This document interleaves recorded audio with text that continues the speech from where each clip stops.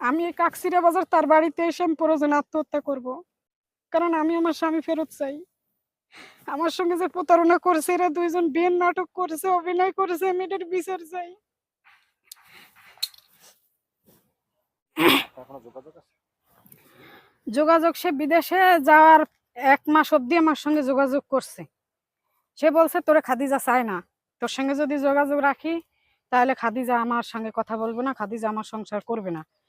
আর এইজন্য সে ১ মাস অবধি করছিল, কিন্তু তারপর আর সে আমার সঙ্গে যোগাযোগ করে না এবং আমারে সব জায়গা থেকে ব্লক মেরে দিছে।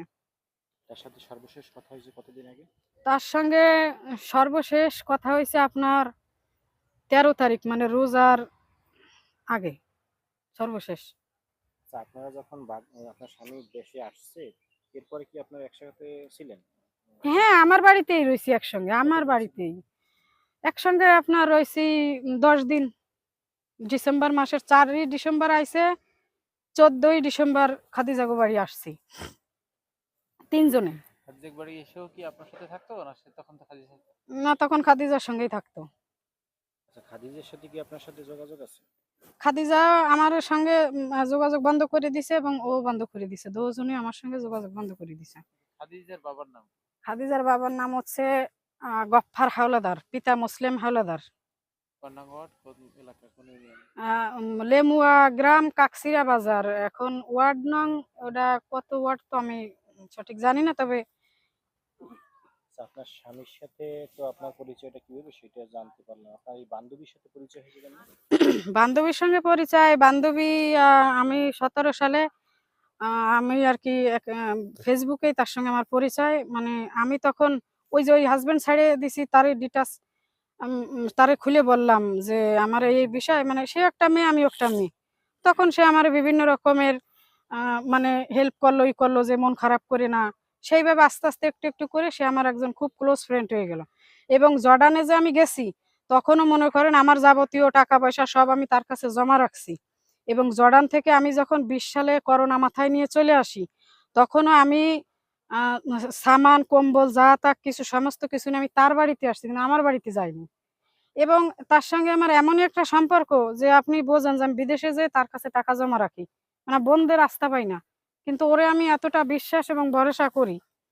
তা সেই টাকা পয়সা কি আপনি বুঝ পেয়েছেন? না, হ্যাঁ, টাকা পয়সা আমাকে দিছে।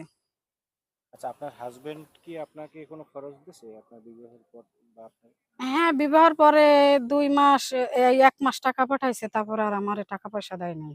খাদিজার সাথে বিবাহ হয়েছে কতদিন হয়েছে? খাদিজার সঙ্গে বিয়ে হইছে ওই ডিসেম্বর মাসের ৪ তারিখ, কোন ৪ই সালে, কোন ডিসেম্বর সালে? ২৫ সালে। আচ্ছা, ওই একদিনই আপনার বিয়ে?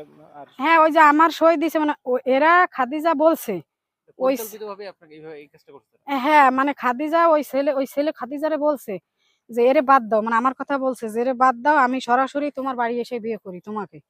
তখন খাদিজা এই ছেলেরে বলছে যে আপনি যে আমারে তারে ছাড়া যে আমার বাড়িতে এসে বিয়ে করবেন, মানে ঢাকঢোল পিটাইয়ে, এই এলো, এই আমাদের ৮ বছর আমাদের এলাকায় আসে, সবাই চেনে। তখন তো আপনার যত প্রমাণ আছে, ভয়েস কল রেকর্ড বা যা থাক, এ তো আমার এই জায়গায় এসে দিলে আমার মান ইজ্জত শেষ হয়ে যাবে।